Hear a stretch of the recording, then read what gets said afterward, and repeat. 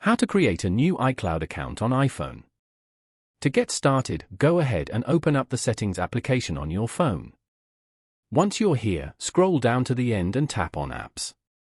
You can view all your phone apps over here. Now, search for or scroll down to find Mail and tap on it. You are now in the Mail settings page. From here, you can add or remove accounts, customize how your mail appears and works, and more.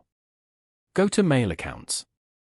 Here, tap on Add Account in the Account section. Then, choose the account you want to add from here. For example, iCloud. Type in your email address over here. After that, tap on Next to proceed.